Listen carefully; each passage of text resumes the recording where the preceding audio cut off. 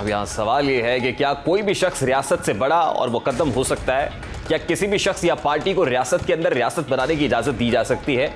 या सवाल ये भी है कि कल होने वाले तसादुम में मुलव्वस रहनुमाओं को कोई करार वाक़ई सज़ा मिलेगी या एक बार फिर सियासी मुफाहमाना रवैया इख्तियार करके उनके हौसलों को बढ़ावा दिया जाएगा? इसी मामले पर बात करेंगे। इस वक्त पाकिस्तान पीपल्स पार्टी के मरकज़ी रहनुमा मुशीर वज़ीर आज़म क़मर ज़मान कायरा साहब ने भी ज्वाइन किया है। सर, यही मेरा सवाल है, क्या रियासत से कोई कबूलियत या एम्पावरमेंट नहीं थी? पुलिस अपने तौर पर अदालती नोटिस की तामील कराने के लिए या उन अहकामात के जरिए से पहुंची थी? हुक्म पूरा करने थी जी, मतलब रियासत से कोई कबूलियत नहीं थी ऐसी कि इमरान खान को गिरफ्तार करके आना आपने? नहीं, रियासत की तरफ से क्या मतलब, हुकूमत की तरफ से कोई डायरेक्ट पॉलिटिकल गवर्नमेंट की तरफ से इंस्ट्रक्शन नहीं थी, लेकिन अदालत का हुक्म हमारे लिए भी बाइंडिंग है, पुलिस के लिए भी बाइंडिंग है, सबके लिए। सर देखिए, पुलिस तो एक बड़ा छोटा सा महकमा है ना, हुकूमत भी रियासत का एक इदारा ही है। मैं तो ओवरऑल बात कर रहा हूं कि क्या ये कहीं पर तमाम इदारों का कंसेंसस नहीं था किसी जगह पे कि नहीं इसके कंसेंसस की जरूरत नहीं होती। अदालती निजाम जो हुक्म देता है ये रियासत की जिम्मेदारी रियासती इदारों की होती है, ये हुकूमत की भी जिम्मेदारी होती है, या बाकी जो पुलिस और रेंजर्स और बाकी इदारे हैं उनकी भी जिम्मेदारी होती है। कायरा साहब, मैं तो बड़ा मायूस हूं ये गुफ्तगू सुन के, और मेरे व्यूअर्स भी होंगे। मतलब रियासत का नाकाम हो जाना, मतलब हम सब जहां रह रहे हैं अगर वो रियासती रेट स्ट्रॉन्ग नहीं है तो फिर मेरा क्या होगा, व्यूअर्स क्या होगा? हम लोग तो सब सोचने पर मजबूर हो जाएंगे। आपकी बात बिल्कुल दुरुस्त है, आपको परेशान होना चाहिए, लेकिन ये आज नहीं, ये हम अपने हाथों कर चुके हैं। मैं भी इसमें फरीक हूं और आप भी फरीक हैं।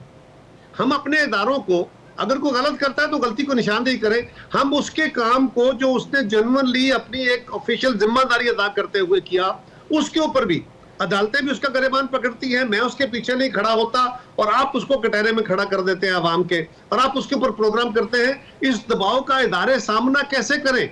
कितने केस भुगते, कितने बेइज्जत हो अदालतों के अंदर जाके। इदारे बड़े स्ट्रांग है सर, रियासत इटसेल्फ जिसकी हम बात कर रहे हैं ना सर, स्टेट बड़ी स्ट्रांग होती है, सब लोग बाकी रियासत कोई वजूद नहीं होता जी। स्टेट का जो जोग्राफियाई हदूद होती है ना, वो एक अपनी जगह, लेकिन जो रियासती इदारे होते हैं ये सब मिल के एक रियासत की तश्कील करते हैं। अर्ज ये है, कमजोर नहीं होती। क्या हम रियासती इदारों को अपनी रिट कायम करने के लिए वो तमाम हथियार या वो तमाम इख्तियार जो उनको कानून और आइन देता है उनके इस्तेमाल की इजाजत देते हैं? और मीडिया उनके साथ खड़ा होगा, अदालत खड़ी होगी, पॉलिटिकल गवर्नमेंट पीछे खड़ी होगी। इसके अलावा कोई तरीका नहीं है रियासत के पास, आप कह रहे हैं जी? इसके अलावा, खून खराबे के अलावा, बुलेट फायर करने के अलावा और कोई तरीका नहीं था, आप ये कह रहे हैं? आप मुझे बता दीजिए और क्या तरीका हो सकता है। अगर कोई हो तो बड़ा अच्छा है, वो वही रास्ता इख्तियार करना चाहिए। तो खैर साहब, हर मुमकिन ये कोशिश होनी चाहिए कि अमन और अमान से, पीसफुल मीन से हो जाए। लेकिन ये जो सारे हथियार होते हैं, मैंने अर्ज किया ना कि पुलिस को जो चीजें हम लेके देते हैं, गवर्नमेंट ये क्यों लेके देती है कि मुख्तलिफ औकात में मुख्तलिफ तरह के वायलेंस को, मुख्तलिफ तरह के मॉब्स को हैंडल करने के लिए। तो ये आखिरी हल होता है, ये आखिरी हल होता है, लेकिन उससे पहले बातचीत होती है, एंगेजमेंट होती है, मुकालमा होता है, कौन नहीं किया जाता है? कौन नहीं कर रहा बातचीत? तो कायरा साहब, at this point in time ये समझा जाए फॉर अ मोमेंट, बड़ा सादा सा सवाल है कि इमरान खान इसी तर्ज अमल से, इसी रवश पर चलते हैं तो फिर तो वो अनटचेबल है, उनको कोई गिरफ्तार नहीं कर सकता क्योंकि रियासत बड़ी कमजोर है। रियासत कमजोर नहीं है, आपने, मैंने और अदालत ने कमजोर कर दिया। हुकूमत कमजोर है, हुकूमत भी कमजोर है। हुकूमत बिल्कुल इस मामले में जो बिल्कुल फर्म स्टैंड लेना चाहिए, इसलिए कि अब सोशल मीडिया और मीडिया से डरी हुई, अदालतों से डरी हुई हुकूमतें क्या कर लेंगी? तो कायरा साहब, अब तो इमरान खान की पॉपुलैरिटी में या सियासी तौर पर साख में ना सिर्फ उनके अपने कॉन्फिडेंस में बहुत ज्यादा इजाफा हुआ होगा, बल्कि फायदा भी हुआ होगा उनको। देखिए, इसका फायदा का नुकसान का तो छोड़िए ना, फायदा नुकसान पाकिस्तान का क्या हो रहा है, रियासत का क्या हो रहा है उसको देखिए, बाकी किसी का क्या नफा होगा, क्या नुकसान होगा। किसी भी वाकये के अंदर कोई ना कोई बेनिफिशियरी होता है, कोई ना कोई लूजर होता है। यहाँ पे पाकिस्तान का जरूर लॉस होगा, लेकिन कोई बेनिफिट तो उठा रहा है इससे। नहीं, मैं कह रहा हूँ होगा, ये बात की बातें देखेंगे, इसको एवेल्यूएट करेंगे, इस तरह के नफे नुकसान कितने पायदार होते हैं, ये बात का इशू है। लेकिन इस वक्त जो कुछ हो रहा है इसका मुल्क को, हालात को, और ये किसी एक वक्त में नहीं हुआ।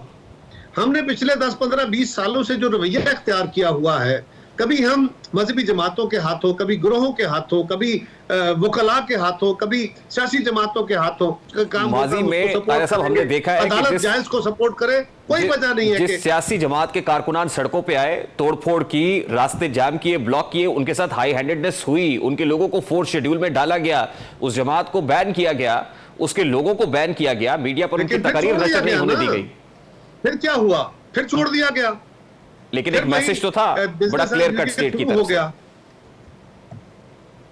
मैंने कहा फिर बिजनेस एज यूजुअल शुरू हो गया, फिर बंदे रिलीज हो गए, फिर हमने कंप्रोमाइज कर लिया, फिर हमने समझौता करके कहा ठीक है जो शहीद हो गए उनको भी छोड़ो, पुलिस वालों को जो नुकसान रियासत का चलो बैठ के मशवरा करें, समझौता करें, हमारे बच्चे हैं इनको साथ मिलाओ। ये हमने किया ना, बार बार किया।